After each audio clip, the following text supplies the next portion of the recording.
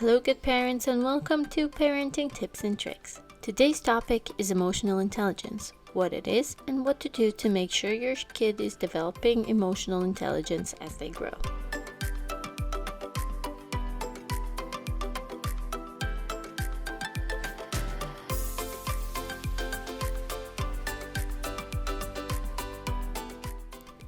As always, I'm going to begin with defining the term emotional intelligence.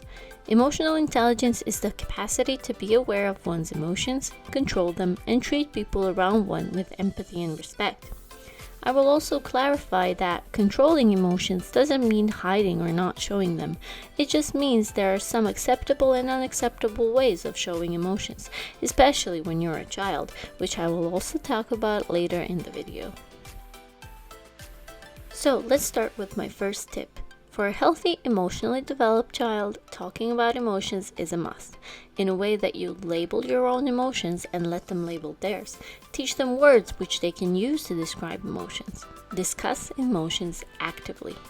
What happens so that one feels a certain way? Or if you feel bad emotions, what are the signs and things you can do? It also helps to talk about different ways of showing the same emotion. You can also play games where one pretends to feel a certain way, shows it with their body and their face, but without using words, and the other one has to guess what emotion that is.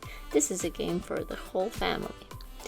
This helps the child in so many ways, starting from developing emotional intelligence to better language skills, empathy, better attention to detail. It evokes their curiosity and it's fun for kids. My next tip is something I've seen being done often, and honestly, you can't blame anyone for it, but it's not the very best way. Don't protect children from emotions. This, of course, has to do with quote-unquote bad emotions such as sadness and anger, and maybe sometimes fear. When something bad happens, it's not a good idea to cover up your own emotions.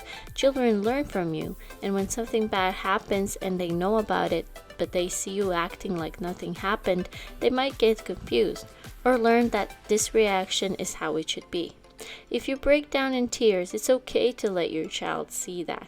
Even if they don't know what's happening, they will be there to comfort you, and this way they learn how to comfort people they're close with and how to feel for them. This will never be a traumatic experience, even though it is a sad one. Some things in life still are better left unsaid because they might make your child anxious or worry too much because they're not appropriate for their age or they are too complex for your child to fully understand them.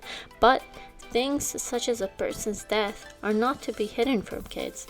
Explaining death is a better option than saying someone went away or is asleep forever or something similar. And there is a gentle way to do it. Your child will not get traumatized by you explaining death and realizing that somebody close have died, and unfortunately, they will experience someone dying multiple times throughout their life.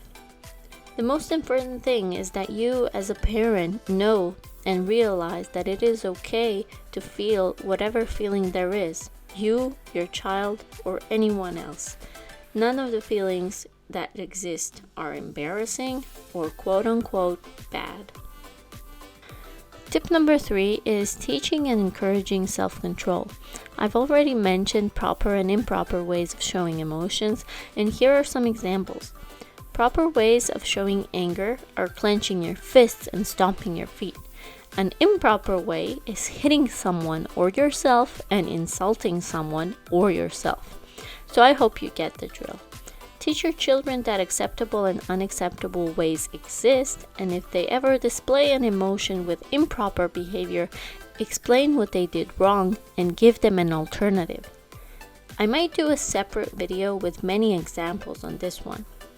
Now, back to self-control. It's very important generally in life, but tied to emotions, it's even more important. This means not letting our emotions take control over us and our actions, and still being able to think before we act, even when we are very happy, very angry, very sad, very disgusted, etc. This is why it's important to communicate to your child and practice self-control in general. Your kids should realize the importance of self-control and how not having one can badly affect them and others around them. Here's some bonus statistic fact. There's a higher correlation between self-control and material success than IQ and material success, which means that self-control is a better predictor of success than IQ is. So I'm gonna let that sink in. Thank you everyone for watching. I hope you like this video, share it, and subscribe. I'm going to see you next week. Keep growing, and goodbye.